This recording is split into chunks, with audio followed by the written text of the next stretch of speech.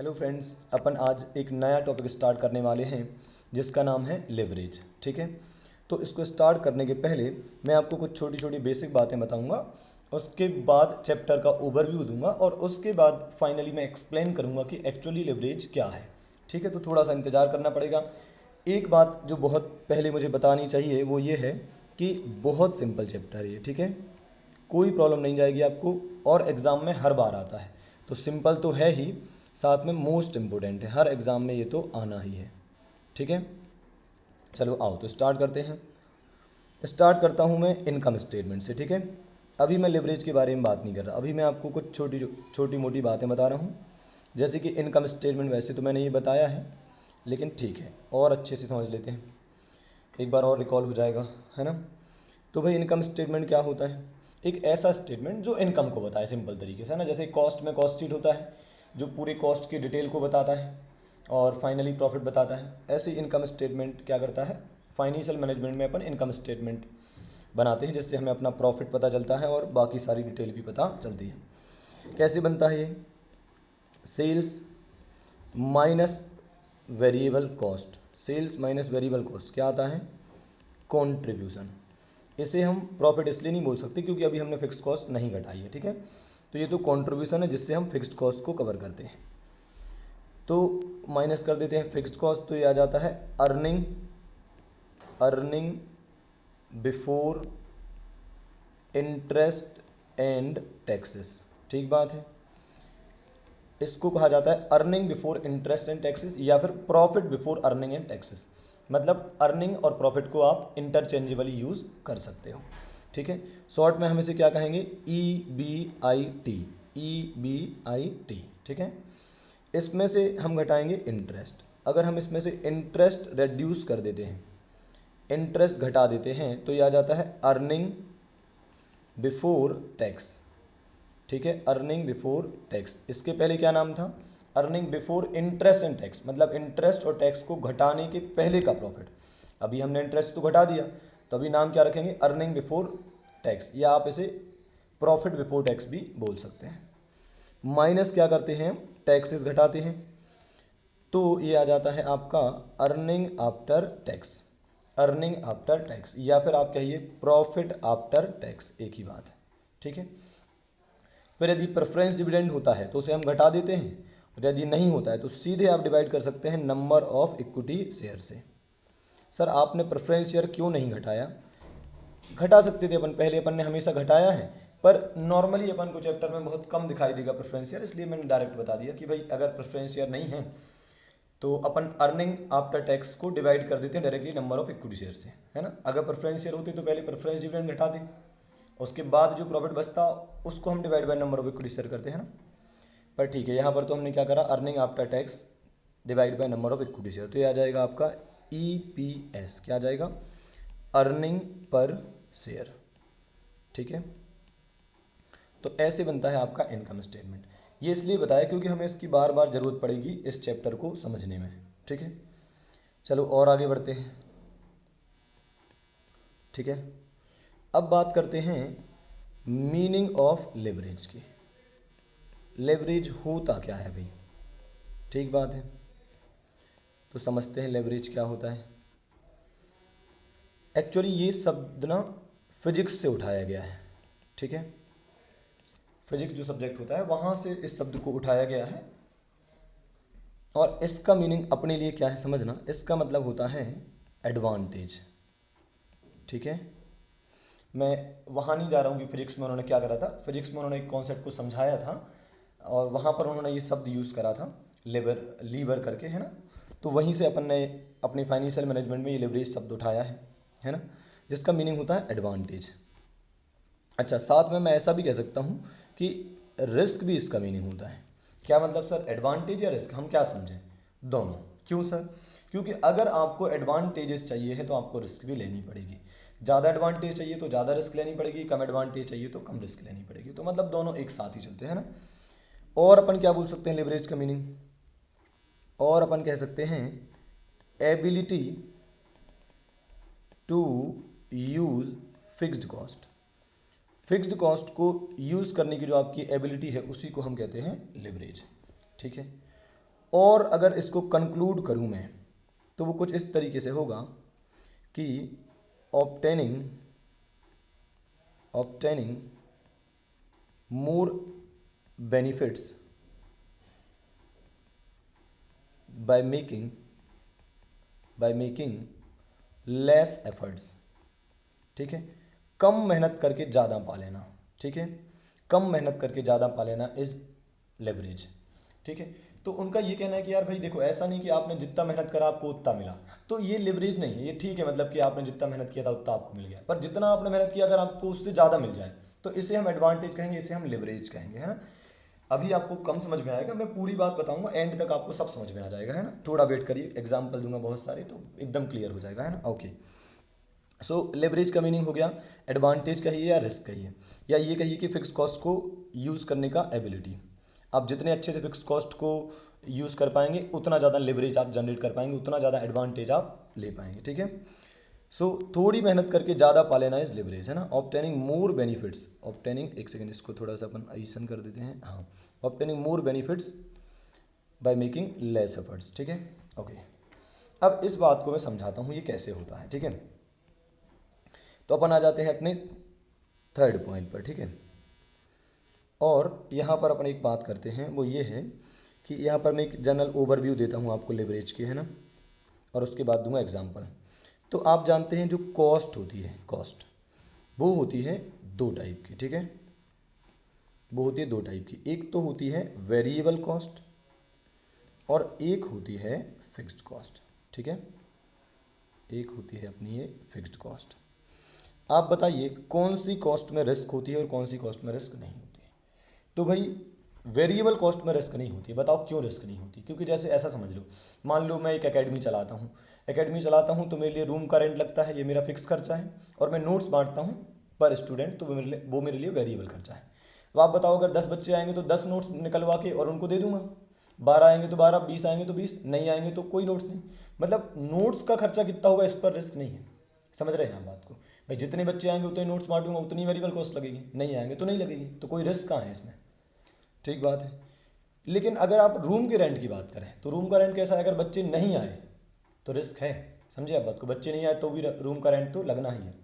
Sir लेकिन इसमें तो रिस्क बस हुआ, इसमें एडवांटेज की बात कहाँ हुई। एडवांटेज आप ऐसे समझो कि अगर आपने फिक्स्ड कॉस्ट लगाई, मतलब आपने रूम रेंट पर लेकर रखा है, अगर बच्चे नहीं आए तो रिस्क क्या है कि यार आपको तब भी किराया देना पड़ेगा। और एडवांटेज क्या है, बच्चे कितने भी आ जाएं, कितनी भी फीस आपकी आ जाए, रेंट तो उतना ही लगना है। तो इसका मतलब समझ रहे हो, थोड़ी सी फिक्स कॉस्ट लगा के आप एडवांटेज बहुत सारा पा सकते हो, है ना। तो समझना वेरिएबल कॉस्ट में कोई रिस्क नहीं होती, तो मैं यहाँ लिख रहा हूँ नो रिस्क। नॉर्मली भाई नो रिस्क, इसमें कोई रिस्क नहीं है।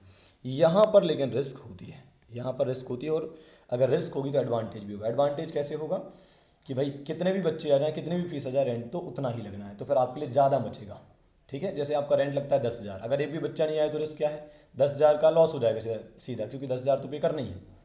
पर अगर 2 लाख रुपए की फीस आ गई, इतने सारे बच्चे आ गए कि 2 लाख की फीस आ गई, तब किराया केवल 10,000 ही देना है, 1,90,000 सीधे आपके हैं, वेरिएबल कॉस्ट उसमें से हटा देना आप, ऐसा कुछ है ना।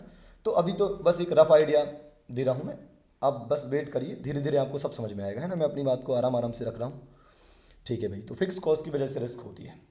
अब देखो जो आपकी फिक्स्ड कॉस्ट होती है वो कितने टाइप की होती है, वो होती है दो टाइप की। ठीक है, एक तो होती है ऑपरेटिंग फिक्स कॉस्ट, एक तो होती है ऑपरेटिंग फिक्स्ड कॉस्ट। ठीक है, और दूसरी होती है फाइनेंशियल फिक्स्ड कॉस्ट। ठीक है, एक होती है ऑपरेटिंग फिक्स्ड कॉस्ट और दूसरी होती है फाइनेंशियल फिक्स्ड कॉस्ट। ठीक है, ऑपरेटिंग फिक्स्ड कॉस्ट मतलब क्या, जैसे कि आपका रूम का रेंट लगना, रूम रेंट, आप फैक्ट्री चला दी तो फैक्ट्री का रेंट, या फिर सैलरी वगैरह हो सकता है। ठीक है, और फाइनेंशियल फिक्स्ड कॉस्ट मतलब जैसे कि इंटरेस्ट ऑन लोन है। ठीक बात है, तो फाइनेंस लेने पर जो आपको फिक्स्ड चार्जेस पे करने होते हैं जैसे कि इंटरेस्ट, तो वो हो गई फाइनेंशियल फिक्स्ड कॉस्ट। और ऑपरेटिंग फिक्स्ड कॉस्ट मतलब जो आपके ऑपरेशंस में लगती है, अगर आप बिजनेस को ऑपरेट करना चाहते हैं तो ये खर्चा तो लगेगा ही, जैसे कि रूम किराए पर लेना या सैलरी पे करना, ये तो जनरल खर्चे हैं, ये तो फिक्स खर्चे लगने ही है ना। ओके, अब सुनिएगा, जो ऑपरेटिंग फिक्स कॉस्ट की वजह से रिस्क होती है उसे कहा जाता है ऑपरेटिंग रिस्क। क्या कहा जाता है? Operating risk. ठीक बात है। और फाइनेंशियल फिक्स्ड कॉस्ट की वजह से जो रिस्क होती है उसे कहा जाता है फाइनेंशियल रिस्क। ठीक है। अभी आपको ऐसे लग रहा होगा जैसे मैं लिवरेज का मीनिंग समझा रहा हूँ एज अ रिस्क। ठीक है, कि लिवरेज मतलब रिस्क, और रिस्क के एंगल से मैं आपको पूरी बात बता रहा हूँ। थोड़ी देर बाद मैं आपको बताऊंगा कि एडवांटेज कैसे होता है। बिल्कुल प्रॉपर एग्जांपल आपको आराम से क्रिस्टल क्लियर हो जाएगा एकदम, है ना। बस वेट करिए आप। सो ऑपरेटिंग रिस्क होती है ऑपरेटिंग फिक्स कॉस्ट की वजह से, और फाइनेंशियल रिस्क होती है फाइनेंशियल फिक्स कॉस्ट की वजह से। कैसे भाई? आप बिजनेस करते हो, बिजनेस चले या ना चले, प्रोडक्ट बिके या ना बिके, सैलरी तो पे करना ही है, रूम रेंट तो पे करना ही है, तो ये ऑपरेटिंग रिस्क हो गई। एडवांटेज कहाँ है इसमें? एडवांटेज ये है कि कितना भी आप कमा लो, आपको सैलरी उतनी ही देनी है, रूम रेंट उतना ही देना है, तो एडवांटेज भी है और रिस्क भी है। फाइनेंशियल फिक्स कॉस्ट में क्या है भाई? आप कमाओ या ना कमाओ, इंटरेस्ट ऑन लोन तो पे करना ही पड़ेगा। ठीक है। और एडवांटेज क्या है? आप कितना भी कमा लो, इंटरेस्ट तो उतना ही पे करना है जितना लोन लिया था। ठीक बात। ओके, अब और आगे बढ़ते हैं। अब समझना, जो आपकी ऑपरेटिंग रिस्क होती है, इसको मेजर करने के लिए जिस टूल का यूज़ किया जाता है उसे कहते हैं ऑपरेटिंग लिवरेज। क्या कहा जाता है उसे? Operating leverage. Operating leverage. Operating risk को मेजर करने के लिए जिस टूल का यूज़ किया जाता है वो होता है ऑपरेटिंग लिवरेज। और फाइनेंशियल रिस्क क्या होती है? इसको मेजर करने के लिए जिस टूल का यूज़ किया जाता है वो कहलाता है फाइनेंशियल लिवरेज। ठीक है, फाइनेंशियल लिवरेज। ठीक है। तो भाई नॉर्मली ऑपरेटिंग लिवरेज क्या बताता है? ऑपरेटिंग रिस्क को। अगर ऑपरेटिंग लिवरेज ज़्यादा है तो मतलब ऑपरेटिंग रिस्क ज़्यादा है, ऑपरेटिंग लिवरेज कम है मतलब ऑपरेटिंग रिस्क कम है, ऐसी फाइनेंशियल लिवरेज ज़्यादा है मतलब फाइनेंशियल रिस्क ज़्यादा है ना, ऐसा कुछ अपन सीखेंगे। ठीक है। और फाइनली अगर हम इन दोनों को मिला दें तो ये बनता है कंबाइंड लिवरेज। ठीक है, कंबाइंड लिवरेज या टोटल लिवरेज। ठीक है, ये थोड़ा सा गलत लिख गया, लिवरेज। ठीक है। और इसको हम क्या बोल सकते हैं? Total leverage. Total leverage. ठीक है। तो भाई आपको ये समझ में आया कि कहीं ना कहीं लिवरेज किसकी वजह से है? फिक्स्ड कॉस्ट की वजह से है। क्यों? क्योंकि फिक्स्ड कॉस्ट में एक खास बात है कि वो लगनी ही है, मतलब आप कुछ कमाओ या ना कमाओ, आपको फ़ायदा हो या ना हो, फिक्स कॉस्ट तो लगनी ही है। पर एडवांटेज हमेशा क्या होता है? आप कितना भी कमा लो, फिक्स कॉस्ट तो उतनी ही लगनी है जितनी लगने वाली थी। ठीक बात है। तो आपका जो लिवरेज होता है वो फिक्स्ड कॉस्ट की वजह से होता है। तो देखा जाए तो इस पूरे चैप्टर का ओवरव्यू मैंने दे दिया है। कैसे दे दिया देखो आप ध्यान से। अब ऐसे समझना आप कि पूरे चैप्टर में आपको क्या पढ़ना है? ऑपरेटिंग लिवरेज, फाइनेंशियल लिवरेज और कंबाइंड लिवरेज। बस ये 3 लिवरेज पढ़ना है, इसके अलावा इस चैप्टर में और कुछ भी नहीं है। तो इसे ही मैं आगे एक्सप्लेन करूंगा कि ये होते क्या हैं। ठीक है। तो अभी तो बस इतना समझ लिया कि कहीं ना कहीं फिक्स्ड कॉस्ट की वजह से जो होता है वो लिवरेज होता है ना। अब उसको आप ऐसे बोल सकते हो कि फिक्स्ड कॉस्ट की वजह से ही रिस्क होती है, फिक्स्ड कॉस्ट की वजह से ही एडवांटेज होता है। ठीक है। चलिए तो अब और आगे चलते हैं और अब बात करते हैं अपन एक्सप्लेनेशन की। ठीक है, एक्सप्लेनेशन। इस पूरी बात को जो मैंने अभी तक कही है इसको समझाता हूँ। ठीक है। तो चलिए अपन ऐसे समझते हैं, एक एग्जांपल उठा लेते हैं। मान लीजिए आपकी जो सेल्स है, इसको थोड़ा सा अपन इधर रख लेते हैं, एक सेकेंड। ये सेल्स रख दी अपन ने। सेल्स है सपोज आपकी 10,000 रुपये। ठीक है। वेरिएबल कॉस्ट है आपकी 7,000 रुपये। ठीक है। कंट्रीब्यूशन कितना आएगा? कंट्रीब्यूशन आएगा 3,000 रुपये। ठीक है। फिक्स्ड कॉस्ट, फिक्स्ड कॉस्ट आपकी है ही नहीं सपोज। ठीक है। तो आपका EBIT, earning before interest and tax का हो या प्रॉफिट का हो, ये 3,000 रुपये ही आएगा। ठीक बात है, क्योंकि फिक्स कॉस्ट तो है ही नहीं। ठीक है। ये केस नंबर 1 था। केस नंबर 2, मतलब ऑप्शन नंबर 2 ऐसा भी बोल सकते हो आप। मान लीजिए सेल्स आपकी डबल हो जाती है, तो यहाँ हो जाएगा कितना? 20,000। ठीक है। अब सिंस वेरिएबल कॉस्ट सेल के साथ ही चलती है तो वेरिएबल कॉस्ट हो जाएगी 14,000। 10,000 पर 7,000 थी तो 20,000 पर 14,000 हो जाएगी। ठीक है। तो यहाँ पर आ जाएगा 6,000 कॉन्ट्रीब्यूशन। फिक्स कॉस्ट है नहीं तो आपका EBIT आ जाएगा कितना? 6,000। डन। अब आप एक बात चेक करके मुझे बताना कि EBIT में चेंज कितना हुआ। EBIT में चेंज हुआ है 100%। 100%। ठीक है। 3,000 से सीधा 6,000 हो गया, डबल हो गया। और आप देखो सेल्स में कितना चेंज हुआ है, 10,000 से 20,000 हुई थी, तो सेल्स में भी कितना चेंज हुआ है, 100%। ठीक बात है। तो अब आप सोच कर देखो, क्या कहीं लिवरेज दिख रहा है? No sir. आपने अपने एफर्ट्स मतलब सेल बढ़ाने में आपने मेहनत की होगी, आपने एफर्ट्स बढ़ाई 100% से, आपको बेनिफिट भी कितने मिले हैं, 100%। तो ये अच्छी बात है, कोई बुरी नहीं है, लेकिन इसमें लेवरेज नहीं है, क्योंकि लेवरेज का मतलब होता है जितना एफर्ट लगाया उससे ज़्यादा मिलना। अब आप देखना ऐसे, 100% आपको मिला फ़ायदा और मेहनत की थी आपने कितनी, 100% ही। तो मैं आपको बता रहा हूँ एक तरीके से, इसको ऐसे बोल रहा हूँ, रिटर्न अपॉन एफर्ट्स। आपने एफर्ट्स लगाए 100% और आपको रिटर्न भी कितना मिला, 100%। तो ये आएगा एक। तो एक को अपन क्या कहेंगे, एक को अपन कहेंगे यहाँ लेवरेज नहीं है, नो लेवरेज है ना, जीरो नहीं कहना है। एक आया तो अपन कहेंगे नो लेवरेज, एक से ज़्यादा आएगा तो हम कहेंगे लेवरेजेस, एक से ज़्यादा आए तो हम कहेंगे लेवरेज है। तो अब देखो ना यहाँ पर क्या हुआ, आपने एफर्ट्स बढ़ाए 100% से, तो आपको एडवांटेज भी कितना हुआ, 100%। मतलब आपने जितना लगाया था उससे ज़्यादा आपको कुछ नहीं मिला, ठीक है, उससे ज़्यादा मिलेगा तो हम कहेंगे कि लेवरेज है। और क्यों नहीं मिला, क्योंकि आपकी फिक्स्ड कॉस्ट क्या है, ये आपकी निल है। ठीक है, अब एक और एग्जांपल देखते हैं। ठीक है, ये तो हो गया एग्जांपल में केस नंबर 1। ठीक है, अब इसी में आप देखो केस नंबर 2। अब ऐसे चेक करना, देखना सेल्स आपकी थी 10,000, ठीक है, और वेरिएबल कॉस्ट थी 7,000, ठीक है, तो आपका कंट्रीब्यूशन आ गया 3,000 और आपकी फिक्स्ड कॉस्ट है, मान लो वो है आपकी 1,000। ठीक है, तो आपका EBIT earning before interest and tax कितना आएगा, 2,000 आएगा। ठीक है, अब देखना, मान लीजिए मैं सेल को क्या कर देता हूँ, डबल कर देता हूँ, तो यहाँ हो जाएगा कितना, 20,000, यहाँ हो जाएगा 14,000, यहाँ हो जाएगा 6,000 और फिक्स कॉस्ट तो 1,000 ही रहेगी, तो ये कितना हो जाएगा आपका 5,000। ठीक बात है। अब आपको चेक करना है, पहले मुझे बताओ EBIT में कितना चेंज हुआ है, 2,000 से 5,000 हुआ है, तो कितना इंक्रीमेंट हुआ, 3,000, 3,000 बढ़ा है, और 3,000 कितनी बार बढ़ा है, 2,000 पर। अगर इसको कैलकुलेट करो तो ऐसे करेंगे ना, 3,000 का चेंज हुआ है डिवाइड बाय 2,000, परसेंटेज कैसे निकालते हैं, चेंज डिवाइड बाय बेस, तो 3,000 का चेंज हुआ है डिवाइड बाय पहले कितना था, 2,000 इंटू 100, तो ये कितना आएगा, इंटू 100, ये आ रहा है 150%। ठीक बात है, ये आ रहा है 150%, तो इक्वल टू लिख दिया मैंने 150%। अब आप सेल्स में चेक करो कितना वो है, चेंज आया था, सेल्स में आया था 100%, 10,000 से 20,000 हुआ था। ओ माई गॉड, ये क्या हो गया, देखो आप क्या हुआ, ये सेल्स 100% से बढ़ी, सेल्स 100% से बढ़ी, और एडवांटेज कितने से बढ़ा है, एडवांटेज बढ़ा है आपका 150% से। इसका मतलब ये हुआ कि आपको लिवरेज मिल रहा है, आपने जितनी मेहनत करी, ये आपके क्या हैं, एफर्ट्स हैं, ये आपके एफर्ट्स हैं, और ये क्या है, आपके बेनिफिट्स हैं।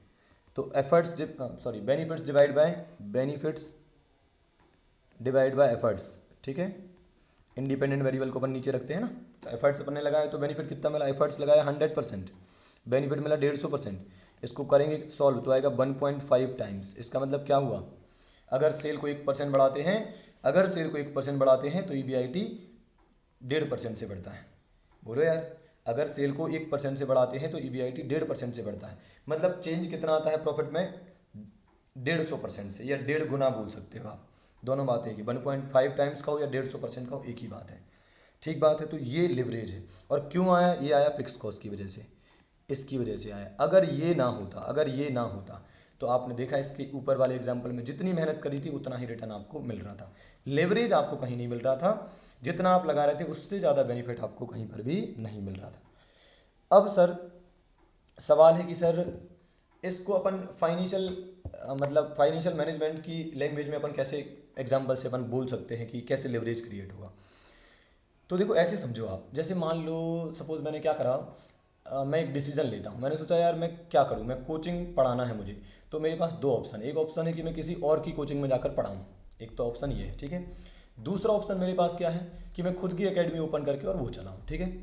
अब समझना, पहले मेरे मन में आया कि एक काम करता हूँ यार, मैं दूसरे की एकेडमी में जाकर पढ़ाऊँगा, तो दूसरे के यहाँ एकेडमी में जाकर पढ़ाऊँगा तो क्या होगा, जो भी फीस आएगी उसका 60% मुझे मिल जाएगा, 40% जहाँ पर मैं पढ़ाऊँगा उनको दे दूँगा, ठीक है। इसमें फ़ायदा क्या है, फ़ायदा ये है कि भाई मुझे रिस्क कभी नहीं मिलेगी। रिस्क क्यों नहीं है भाई, बच्चे आएंगे तो फीस आएगी, फीस आएगी तो उसका 60% मुझे मिल जाएगा, 40% उनको मिल जाएगा। तो इसमें रिस्क जीरो है मेरी। बच्चे ज़्यादा आएंगे तो ज़्यादा मिल जाएगा मुझे भाई 60% देखा जाए तो। कम आएंगे तो कम मिल जाएगा, नहीं आएंगे तो भी मेरा तो कुछ नहीं गया ना मेरा रूम है, मेरा कुछ है ही नहीं, तो मुझे कुछ टेंशन है ही नहीं। तो देखो मैंने रिस्क कम ली तो मुझे एडवांटेज कितना मिल रहा है, जितना मैं बढ़ाऊंगा उसका 60% मुझे मिल रहा है। ठीक बात है। अब केस नंबर 2, अगर मैं खुद की एकेडमी चलाता हूँ तो मुझे सैलरी भी बांटनी पड़ेगी, मुझे बिजली के खर्चे भी करने पड़ेंगे, मुझे रूम का रेंट भी देना पड़ेगा, दुनिया भर के खर्चे। ये रिस्क है। लेकिन बेनिफिट क्या है? बेनिफिट ये है कि जो भी रेवेन्यू आएगा, जितना भी पैसा आएगा वो सब मेरा है, बस मुझे थोड़ी सी फिक्स कॉस्ट पे करनी है, उसके बाद का पूरा पैसा मेरा है। समझ रहे हैं आप? तो ये एक ऑपरेटिंग लिवरेज है। अगर आप ऑपरेटिंग कॉस्ट, अच्छा इस फिक्स कॉस्ट को जो यहाँ लिखिए ना, ये जो फिक्स कॉस्ट होती है इसका एक और नाम है ऑपरेटिंग फिक्स कॉस्ट। ठीक है, ऑपरेटिंग फिक्स कॉस्ट इसे कहा जाता है। तो अगर आप में इतनी दम है कि आप ऑपरेटिंग फिक्स कॉस्ट लगाने को तैयार हैं तो आपको फ़ायदा मिलेगा। हाँ, रिस्क भी साथ में। अगर बच्चे नहीं आए तो रूम का रेंट भी फुकट गया, सैलरी भी बेकार गई, लाइट का बिल भी बेकार गया। रिस्क ये है, पर बेनिफिट क्या है? अगर बहुत सारे बच्चे आ गए तो थोड़ी सी फिक्स कॉस्ट पे करके आप बहुत सारा कमा लोगे। तो जो ऑपरेटिंग फिक्स कॉस्ट ज़्यादा, मतलब जो ऑपरेटिंग फिक्स कॉस्ट लगाने के लिए तैयार है उसको ऑपरेटिंग लिवरेज मिलेगा, उसको ऑपरेटिंग एडवांटेज मिलेगा। ठीक है, विद ऑपरेटिंग रिस्क, भाई थोड़ी सी ऑपरेटिंग रिस्क तो रहेगी। समझ में आया आपको? तो ये है ऑपरेटिंग लिवरेज, है ना। अच्छा, यहाँ पर खास बात मैंने क्या बताई आपको कि ये जो फिक्स कॉस्ट है ये ऑपरेटिंग फिक्स कॉस्ट होती है ना। अब बात करते हैं फॉर्मूले की। फॉर्मूला कैसा बनाया? फॉर्मूला उन्होंने बनाया, यही लिख देता हूँ। उन्होंने कहा operating leverage equals to, operating leverage equals to, उन्होंने बोला percentage change in EBIT divide by percentage change in sales. ये आपने मेरे हिसाब से सुना होगा। भाई इंडिपेंडेंट वेरिएबल नीचे आता है, इंडिपेंडेंट वेरिएबल नीचे आता है और जो डिपेंडेंट होता है वो ऊपर आ जाता है। ठीक कह रहा हूँ? तो EBIT में चेंज कितना आया है? एग्जाम्पल में 150%। सेल में कितना चेंज किया था? 100%। तो आंसर कितना आएगा? 1.5 टाइम्स। आया समझ में? तो लेवरेज कितना आ गया? 1.5 टाइम्स। अगर आप सेल को 1% से बढ़ाएंगे तो आपको जो आपका EBIT है वो 1.5% से बढ़ जाएगा। अच्छी बात है, एडवांटेज हमें मिल रहा है। ठीक है, इसको प्रॉपर तरीके से लिख देता हूँ। So finally we have understood what is operating leverage. ठीक है, ऑपरेटिंग लिवरेज मतलब क्या हो गया? Percentage change in EBIT divide by percentage change in sales. ठीक है, और ये भी लिख देता हूँ कि यहाँ पर नॉर्मली क्या, हमेशा ही मान लीजिए आप, इंडिपेंडेंट वेरिएबल नीचे आता है और डिपेंडेंट वेरिएबल ऊपर आता है। अच्छा, आपने वो पढ़ा है इलास्टिसिटी ऑफ डिमांड पढ़ा होगा आपने, उसमें आप पढ़ते थे ऐसा कुछ, याद दिलाता हूँ आपको, ऐसा कुछ पढ़ते थे आप? Percentage change in quantity demanded पढ़ते थे आप, और नीचे क्या आता था? Percentage change in price. तो प्राइस क्या होता था? Independent variable. प्राइस में चेंज होने पर डिमांड में कितना चेंज होता है वो अपना लॉ ऑफ डिमांड होता था, है ना। प्राइस में चेंज होने पर कितना डिमांड में चेंज होता है, तो प्राइस में कितना चेंज हुआ उससे डिमांड में कितना चेंज हुआ, इससे हमारी इलास्टिसिटी निकलती थी, है ना। तो इंडिपेंडेंट वेरिएबल नीचे होता था, डिपेंडेंट ऊपर होता था। प्राइस में चेंज होने से डिमांड में कितना चेंज होगा, है ना। ऐसा अपन ने पहले भी पढ़ा है। तो प्राइस इंडिपेंडेंट वेरिएबल हो गया और क्वांटिटी डिमांडेड डिपेंडेंट वेरिएबल हो गया, है ना। ऐसे ही हमने यहाँ पर पढ़ा ऑपरेटिंग लेवरेज, है ना। ओके, सो ये तो हो गया आपका ऑपरेटिंग लेवरेज। ऑपरेटिंग लेवरेज चाहिए तो भाई ऑपरेटिंग रिस्क लेनी पड़ेगी। अब बात करते हैं अपन फाइनेंशियल लिवरेज की। अब बात करते हैं अपन फाइनेंशियल लिवरेज की। इसके लिए भी अपन एग्जांपल देखेंगे। ठीक है, तो यार देखो, अब बात आएगी फाइनेंशियल फिक्स्ड कॉस्ट की। अब कौन आएगा बीच में? Financial fixed cost. Operating leverage किसकी वजह से होता है? बताओ बताओ। ये होता है ऑपरेटिंग फिक्स्ड कॉस्ट की वजह से, ऑपरेटिंग फिक्स्ड कॉस्ट की वजह से। ठीक है, और फाइनेंशियल लिवरेज किसकी वजह से होने वाला है? Financial fixed cost. और वो क्या होती है? नॉर्मली इंटरेस्ट ऑन लोन, है ना, और कभी कभी प्रेफरेंस शेयर कैपिटल का प्रेफरेंस डिविडेंड हो सकता है क्या। ठीक है, ओके। सो फाइनेंशियल लिवरेज होता है फाइनेंशियल फिक्स्ड कॉस्ट की वजह से। अब सुनिए आप, फाइनेंशियल लिवरेज क्या होता है। फिलहाल मैं फॉर्मूला लिख देता हूँ, आपकी नोट मेकिंग प्रॉपर हो जाए इसलिए, फिर मैं समझाता हूँ। Percentage change in EPS divide by percentage change in EBIT। ठीक है, चलो तो इसको समझते हैं अपन। तो आ जाते हैं एग्जाम्पल पर। ठीक है, मान लीजिए आपके आपकी सेल्स। अच्छा, इसमें पहले तो मैं पूरा इनकम स्टेटमेंट बता देता हूँ, पर ज़रूरत हमें आधे इनकम स्टेटमेंट की ही पड़ेगी। देखना, सेल्स, सपोज़ आपकी जो सेल्स है वो है आपकी 10,000, ठीक है। वेरिएबल कॉस्ट है आपकी 7,000, ठीक है। तो आपका कंट्रीब्यूशन कितना आ गया? 3,000, ठीक है। माइनस फिक्स्ड कॉस्ट, ये है मान लो 1,000, ठीक है। तो आपका EBIT कितना आ गया? 2,000, ठीक है।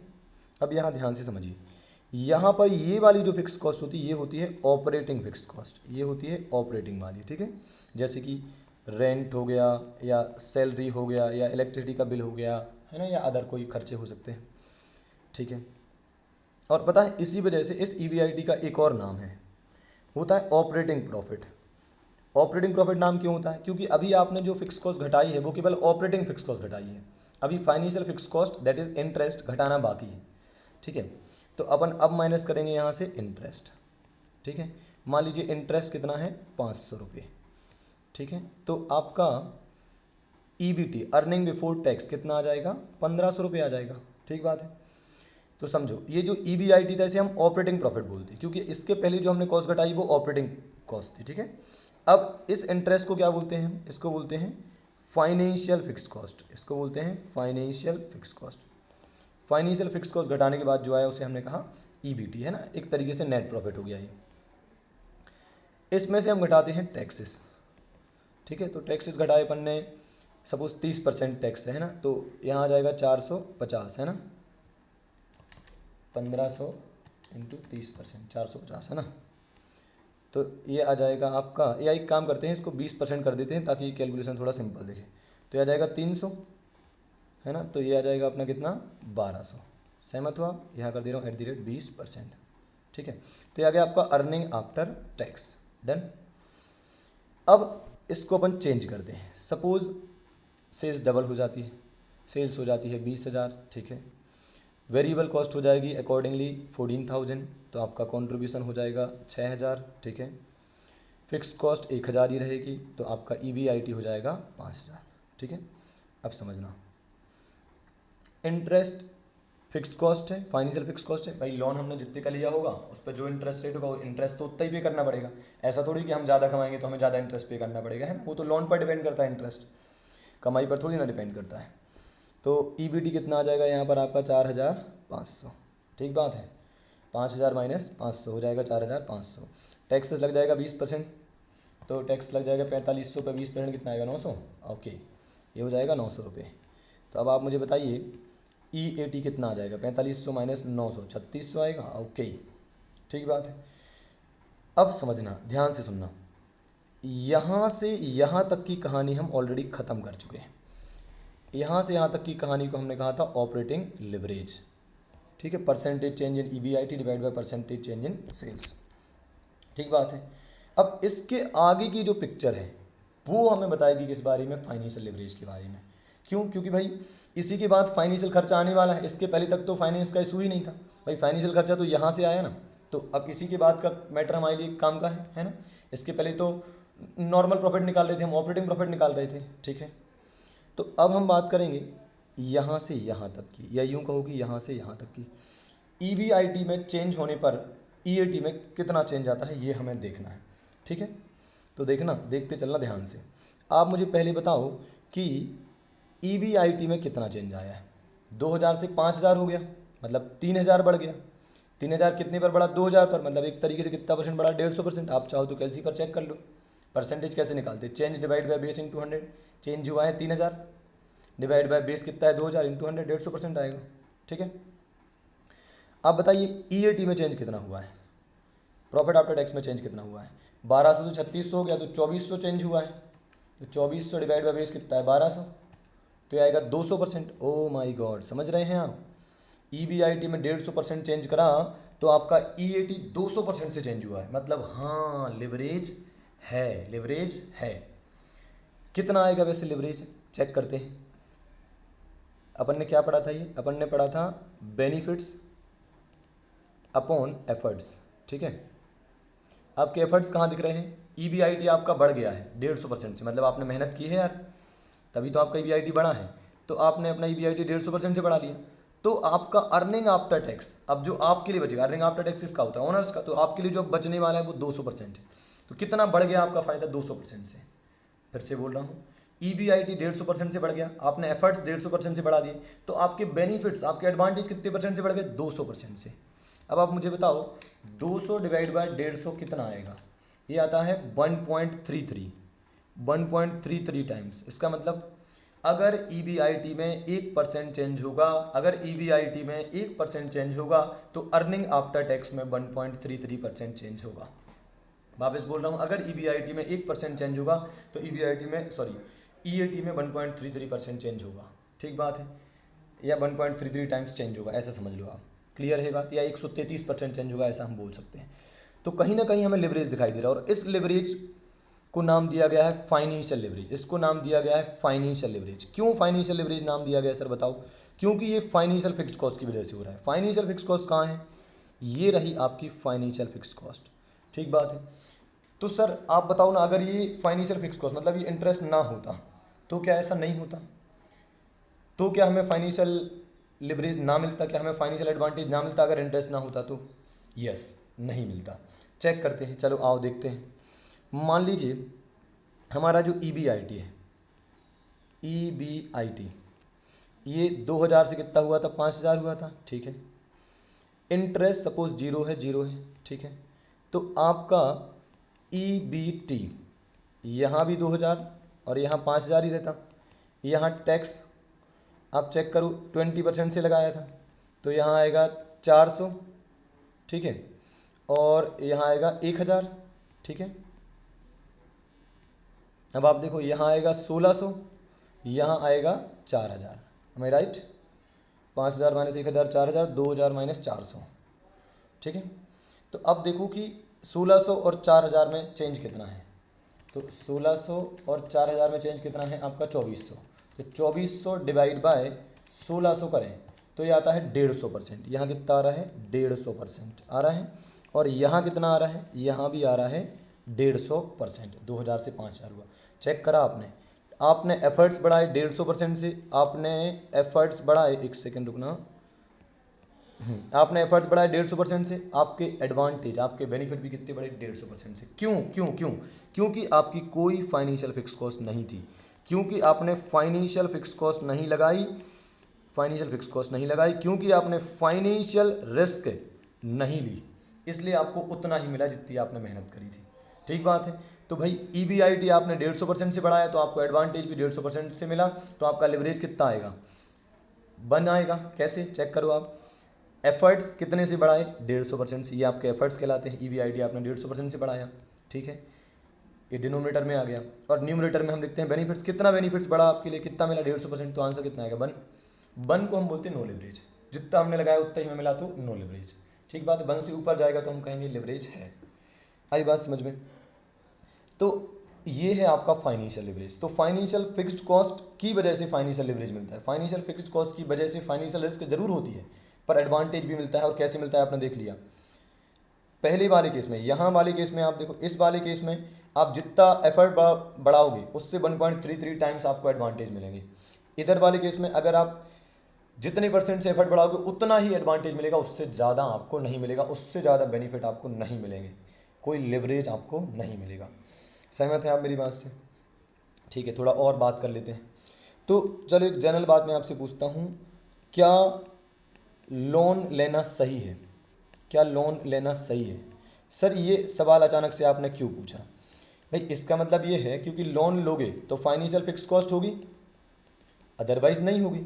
तो फाइनेंशियल फिक्स कॉस्ट लगाना चाहिए कि नहीं लगाना चाहिए? तो भाई दुनिया तो यही कहती है कि लोन नहीं लेना चाहिए, लोन के झमेले में एक बार पड़ गए तो बर्बाद हो जाते हैं, नहीं चुका पाए तो ये होगा वो होगा, इंसॉल्वेंट हो जाएंगे, लिक्विडेट हो जाएंगे, ऐसी बातें होती हैं। पर क्या लोन लेना सही भी हो सकता है? हाँ बिल्कुल सही हो सकता है। यही तो मैं आपको दिखा रहा हूँ भाई, फाइनेंशियल लिवरेज यही बताता है कि लोन लेना सही है या नहीं है। तो अगर आप फाइनेंशियल फिक्स्ड कॉस्ट को ढंग से यूज़ करना चाहते हैं, अगर आप कमाने की क्षमता रखते हैं, तो फिर आपका लोन लेना सही है। जैसे मैं कहता हूँ, आपने 10,000 रुपये का लोन लिया, या 10,000 क्या, आपने 100 रुपये का लोन लिया, ये आपका लोन है। ठीक है, इसकी रेट है 10%, तो आपको इंटरेस्ट कितना चुकाना पड़ेगा? ₹10 का।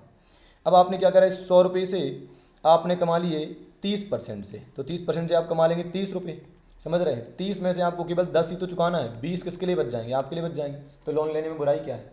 तो लोन लेना कब अच्छा है, अगर आप में इतनी दम हो, कितनी दम हो कि आपका ROI, return on investment, cost of या इंटरेस्ट ऑन लोन लिख देता हूँ सीधे, इंटरेस्ट ऑन लोन से ज़्यादा हो, तो आपको क्या करना चाहिए, लोन लेना चाहिए। वापस बोल रहा हूँ, आपको लोन पर इंटरेस्ट चुकाना है 10% और आप कमाने की क्षमता रखते हैं कि आप 30% से कमा सकते हैं, तो फिर तो यार लोन लेना चाहिए ना यार। 10% से चुकाना है, 30% से कमाना है, 20% बच जाएगा ना अपने लिए। तो अगर आपका ROI आप ज़्यादा रख सकते हैं इंटरेस्ट ऑन लोन से, तो बेहतरीन लोन लो यार, क्या परेशानी है, खूब कमाएंगे, क्या बात है।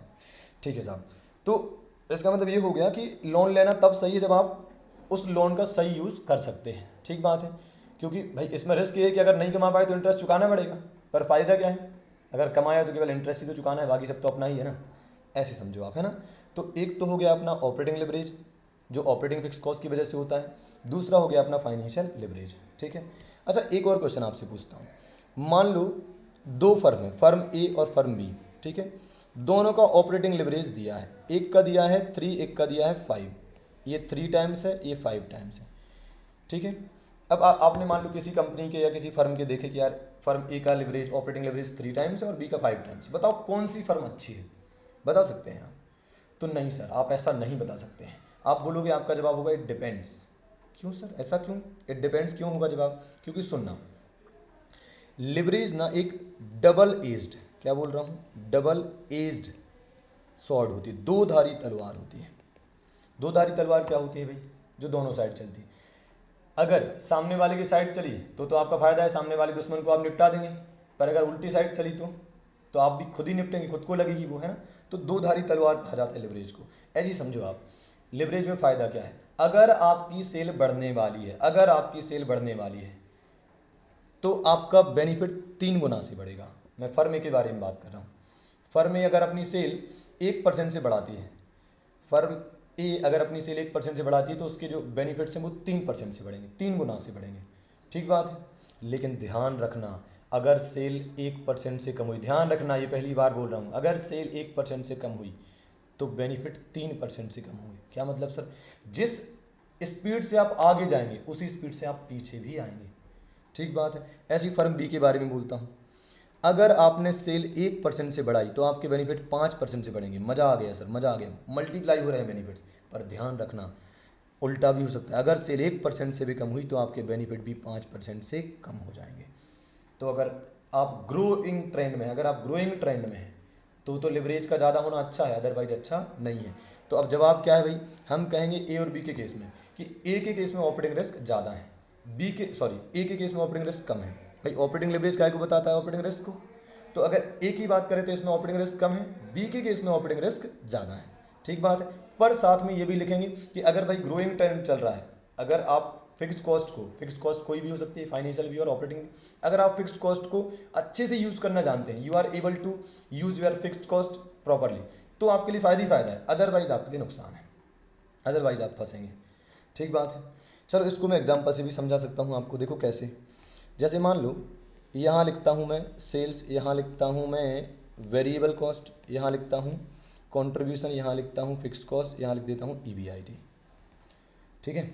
अब देखना, सेल से आपकी 1000, वेरिएबल कॉस्ट है आपकी 700 ले लेते हैं, ठीक है। तो कंट्रीब्यूशन आ जाएगा 300, फिक्स्ड कॉस्ट है आपकी 100, तो आपका EBIT आ जाएगा 200, ठीक है। इसको आगे बढ़ाओ, सेल्स मान लो हमने डबल कर दी 2000, वेरिएबल कॉस्ट हो जाएगा 1400, ये हो जाएगा आपका 600, ये 100 ही रहेगा, फिक्स कॉस्ट तो फिक्स रहती है, ये हो जाएगा 500, ठीक बात है। अब जल्दी से मुझे बताओ, यहाँ चेंज कितना हुआ, 100%, यहाँ चेंज कितना हुआ, 150%, ठीक है। तो लिवरेज कितना आ गया आपका, 1.5 टाइम्स। कैसे आया बताइए, 150 डिवाइड बाय 100, ठीक है, percentage change in EBIT divide by percentage change in sales, okay. अब एक काम करते हैं, इसको अपन उल्टा करके देखते हैं, इसको पलट कर देखते हैं। अरे यार ये तो गड़बड़ हो रहा है, चलो ये मैं हटा देता हूँ अभी, इसकी कोई आप अपने मन से लिख लेना, ठीक है। चलो ऐसा करते हैं, सेल को थोड़ा पीछे करते हैं। मान लो सेल्स 500 हो जाए, ठीक है, मान लो सेल्स घटकर 500 हो जाए, ठीक है। तो सेल्स हो गई कितनी, 500, तो वेरिएबल कॉस्ट भी गलत लिख दिया, यहाँ लिखना था ये, है ना, ऐसे सेल्स हो गई 1000 की जगह 500, वेरिएबल कॉस्ट कितनी हो जाएगी भाई, 1000 पर 700 थी तो 500 पर 350 हो जाएगी, तो यहाँ हो जाएगा 150 कॉन्ट्रीब्यूशन। फिक्स कॉस्ट 100 वही रहेगी, तो EBIT हो जाएगा आपका 50। अब चेक करते हैं, चलो आ जाओ, अब चेक करते हैं। और यहाँ से यहाँ आते हैं, यहाँ से यहाँ आते हैं और यहाँ से यहाँ आते हैं। चेक करो, सेल्स कितने से कम हुई, 1000 से 500 हो गई, बताओ कितने से कम हुई, 50% से। हाँ सर 50% से कम हुई। अब चेक करो आपके बेनिफिट कितने से कम हुए, 200 से सीधे हो गए 50, कितने कम हुए, 150 कम हो गए। ओ माय गॉड, पहले 200 थे अब केवल 50 बचे हैं, तो कितने कम हुए हैं, परसेंटेज निकालना आता है आपको। चेंज कितना हुआ, 200 माइनस 50, 150 चेंज हुआ। और बेस क्या है 200, भाई 200 से चेंज हुआ है ना, तो बेस 200 है, तो डिवाइड बाय 200, तो ये आ रहा है 75%। तो यहाँ लिख रहा हूँ मैं 75%। देख लो आप, प्रॉब्लम समझ रहे हो आप क्या है, कैसे दो धारी तलवार है। अगर आगे बढ़े तो 100% से आपके एफर्ट्स बढ़ेंगे, बेनिफिट 150% से बढ़ेंगे, 1.5 गुना से बढ़ेंगे। लेकिन ध्यान रखना, अगर आप पीछे हटे, अगर आपकी सेल कम हुई 50% से, तो आपके बेनिफिट 75% से कम हो जाएंगे। दैट इज़, आप चेक करो 75% डिवाइड बाय 50% कितना आएगा, अगेन 1.5 टाइम्स ही आ रहा है, समझ रहे हैं आप। तो अगर आपके एफर्ट्स 1% से कम हुए ना, तो बेनिफिट आपके 1.5% से कम होंगे, 1.5 गुना से कम होंगे, समझ रहे हैं आप। So this is called leverage. अगर आप आगे बढ़ने वाले हैं तो अच्छा है लिवरेज, अगर आप पीछे हटने वाले तो लिवरेज खतरनाक भी हो सकता है। ठीक है, तो बहुत प्यारा चैप्टर है, अभी अपन को बहुत सारी बातें करनी है। यहाँ पर मैं फ्रीज करता हूँ, आप इतनी बात को आराम से समझ लीजिए, एक बार पूरा नोट डाउन कर लीजिए और जो डाउट है मुझसे पूछ लीजिए। इसके बाद फिर मैं इसको आगे कंटिन्यू करता हूँ। अभी हमें मुझे बहुत सारी बातें बतानी है एक्चुअली। जैसे अपन ने अभी ऑपरेटिंग लिवरेज जान लिया, फाइनेंशियल लिवरेज जान लिया है ना। क्या जाना वैसे अपन ने, दोनों के फॉर्मूले लिखे थे यहाँ पर, देखो ये रहा आपका फाइनेंशियल लिवरेज और ये रहा आपका ऑपरेटिंग लिवरेज, है ना। पर एक बात और है जो अभी डिस्कस होनी चाहिए, वो क्या है, सर आपने जब फाइनेंशियल लिवरेज बताया तो आपने फॉर्मूला क्या यूज़ करा है, ये तो EAT है, ध्यान से, percentage change in EBIT divide by percentage change in EBIT, यही करा अपन ने। हाँ सर, आपने तो percentage change in EAT divide by percentage change in EBIT करा है। यहाँ भी देखो आप, ये भी क्या था हमारा, EAT था, EAT। तो अपन ने क्या करा है, percentage change in EAT divide by percentage change in EBIT, यही करा। लेकिन फॉर्मूले में तो कुछ और लिखा है, वो क्या लिखा है sir, percentage change in EPS divide by percentage change in EBIT। तो सर ये नीचे का तो सही है, इसमें कोई दिक्कत नहीं, पर ये आपने क्यों लिखा, यहाँ तो परसेंटेज चेंज इन EPS लिखा है, आपने नीचे परसेंटेज चेंज इन EAT लिखा है। तो ऐसा इसलिए करा क्योंकि ये दोनों तो एक जैसे ही होंगे ना, कैसे एक जैसे होंगे। चलो ये भी दिखा देता हूँ आपको, देखो यहीं देख लेते हैं अपन, एक काम करते हैं, थोड़ा सा मैनेजमेंट अपन यहीं पर कर लेते हैं, ठीक है, या आगे बता देता हूँ, ठीक है। यहाँ भी बहुत सारा लिख रखा है, चलो यहाँ देख लेते हैं, देखना जल्दी से कोई भी एग्जाम्पल ले लेते हैं, ये रहा, या फिर यहाँ दिखा देते हैं, लो यहाँ देखो आप, ठीक है। चलो यहाँ दिखाते हैं आपको, EBIT। अच्छा यहाँ नहीं दिखा पाएंगे क्योंकि यहाँ पर तो अपने पास स्पेस काफ़ी कम है, इसलिए यहीं आ जाओ यार, कितना टाइम पास हो गया ना। चलो देखो, सेल्स या EBIT शुरू करते हैं ना, क्योंकि अपन को तो फाइनेंशियल लिवरेज डिस्कस करना है। तो EBIT सपोज 2000 था, 2000 से हो गया था 5000, ठीक है। फिर इंटरेस्ट, इंटरेस्ट 500 लिया था, इधर भी 500 आ जाएगा, ठीक है, फिक्स रहता है वो तो आपका EBT हो जाएगा यहाँ पर 1500, यहाँ पर 4500, ओके, ठीक है। टैक्स अपन लगा देते हैं 20% से, तो यहाँ हो जाएगा 300, यहाँ हो जाएगा 900। तो आपका EAT कितना आया था, जल्दी से बताइए मुझे, यहाँ आया था 1200, यहाँ आया था 3600, है ना, ओके। अब एक काम करते हैं, divide by number of share कर देते हैं, तो EPS आ जाएगा, है ना, नंबर ऑफ इक्विटी शेयर्स। तो नंबर ऑफ इक्विटी शेयर करेंगे, सपोज इक्विटी शेयर अपन कितने ले लें, अपन ले लेते हैं सपोज 1200 ले लेते हैं, ठीक है। तो 1200 ले लिया, तो डिवाइड बाय करेंगे, 1200 रुपये कमाए हैं 1200 लोगों ने, है ना। EAT 1200 रुपये है, ये रुपीज़ है ना, ये नंबर ऑफ शेयर है 1200, तो आ जाएगा ₹1। तो EPS कितना है आपका 1, और यहाँ भी डिवाइड बाय करेंगे 1200 इक्विटी शेयर से, तो ₹3600 डिवाइड बाय 1200 कितना आएगा, ₹3। ठीक बात है। अब आप चेक करो, परसेंटेज चेंज इन EBT, सॉरी परसेंटेज चेंज इन EAT कितना है, बोलो बोलो, 200% है। हाँ 2400 बड़ा है और 1200 पर बड़ा है, तो 2400 डिवाइड बाय 1200 इंटू 100, 200%। और यहाँ पर देखो आप, चेंज हुआ है 2 डिवाइड बाई 1, तो 2 डिवाइड बाई 1 इंटू 100 कितना आएगा, 200%। ओ तो सर आप ये कहना चाहते हैं कि EPS का जो चेंज है और ईएटी का जो चेंज है वो बराबर ही होता है। हो फिर से सुनो, ईपीएस में जो चेंज हुआ है वही चेंज ईएटी में भी होता है, दोनों में चेंज बराबर ही रहता है। तो क्या फ़र्क पड़ता है आप ईपीएस में चेंज लिख दो या ईएटी में चेंज लिख दो, समझ रहे हैं? तो इसलिए मैंने क्या लिख दिया है, मैंने ईपीएस में चेंज लिख दिया है फॉर्मूले में, ठीक है। और यही फॉर्मूला प्रचलित है, आपको हमेशा किताबों में यही मिलेगा, percentage change in EPS divide by percentage change in EBIT, ठीक बात है। पर आपको समझाने के लिए मैंने ईएटी से समझाया था, ठीक है। तो अब आ जाओ यहाँ पर, percentage change in EPS upon percentage change in EBIT, ये हमारा होता है फॉर्मूला, ठीक है। पर मैंने आपको समझाया था यहाँ पर ईएटी लिखकर, है ना, क्योंकि ईएटी में जो चेंज है और ईपीएस में जो चेंज है वो बराबर ही आता है ना। ओके, तो अब ऑपरेटिंग लिवरेज हो गया, फाइनेंशियल लिवरेज हो गया, ठीक है। अच्छा, आपके मन में ऐसा तो नहीं आ सकता कि हम फॉर्मूले भूल जाएंगे? वैसे तो नहीं भूलना चाहिए, लॉजिकल है, पर फिर भी मैं आपको थोड़ा और अच्छे से बता देता हूँ याद कैसे रहेंगे। तो देखना, आपका ऑपरेटिंग लिवरेज को हम ऐसे बोलेंगे कि भाई हम जितना सेल्स में चेंज करेंगे, परसेंटेज चेंज इन सेल्स। भाई दुनिया में अगर किसी भी इंसान को लगता है कि उसको ज़्यादा पैसा मिले, उसके हिस्से में ज़्यादा पैसा आए, तो सबसे पहले तो सपोज अपन दो पार्टनर है, ठीक है, दो पार्टनर हैं ए और बी, ठीक है, ए और बी दोनों चाहते कि उसका हिस्सा ज़्यादा हो, ए भी चाहता ज़्यादा हिस्सा मिले, बी भी चाहता ज़्यादा हिस्सा मिले। तो क्या करना पड़ेगा भाई, सबसे पहले तो बिजनेस का टर्नओवर बढ़ाओ। तो चलो आपने सेल्स बढ़ा दी, तो उससे क्या बढ़ जाएगा, profit, percentage change in EBIT, ठीक है। तो आपने सेल्स बढ़ाई तो आपका प्रॉफिट बढ़ गया, ईबीआईटी बढ़ गया। तो सबसे पहले तो यार अपन ने कहा कि यार अगर अपन को अपना हिस्सा ज़्यादा चाहिए तो पहले तो फर्म में ज़्यादा आना चाहिए, तभी तो अपन को हिस्सा ज़्यादा मिलेगा। बोले ठीक है यार, बहुत अच्छा। अब क्या करूँ, अब थोड़ा और आगे चलते, एक काम करो, ईबीआईटी बढ़ेगा तो क्या होगा, देखना, परसेंटेज चेंज इन ईबीआईटी। अगर ईबीआईटी बढ़ गया, अगर प्रॉफिट हमारा बढ़ गया तो हिस्सा अपने आप बढ़ जाएगा, percentage change in EPS. EPS मतलब क्या, हिस्सा ही तो, earning per share, earning per share मतलब एक जन को कितना अर्निंग मिलेगा, तो वो हिस्सा ही तो है। तो अगर आपका प्रॉफिट बढ़ेगा तो अर्निंग अपने आप बढ़ जाएगा, ठीक है।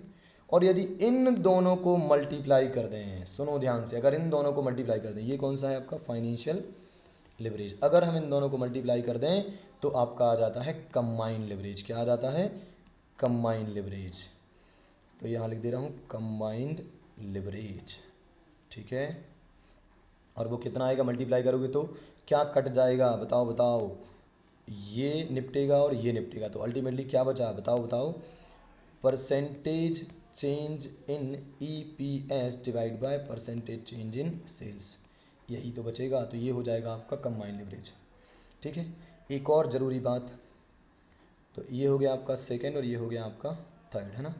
एक और ज़रूरी बात, ऑपरेटिंग लिवरेज को डिग्री ऑफ ऑपरेटिंग लिवरेज भी कहा जाता है, DOL। तो केवल ऑपरेटिंग लिवरेज का हो या degree of operating leverage, famous है DOL के नाम से, इसलिए बता दिया आपको, डिग्री ऑफ ऑपरेटिंग लिवरेज। तो बताओ फाइनेंशियल लिवरेज को क्या कहेंगे, degree of financial leverage, DFL, है ना। DOL is degree of operating leverage, DFL is degree of financial leverage, and ये CFL नहीं है, सॉरी, ये क्या है अपना, ये कंबाइंड लिवरेज मतलब DCL है ना, DCL, degree of combined leverage, ठीक है, DCL। तो ये इसके और नाम है। चलो, तो यहाँ पर अपनी एक बेसिक अंडरस्टैंडिंग हो गई है, और अगले लेक्चर में अपन और सारी बातें करेंगे, बहुत सारे एग्जाम्पल देखेंगे, अंडरस्टैंडिंग को और बढ़ाएंगे, है ना। ओके।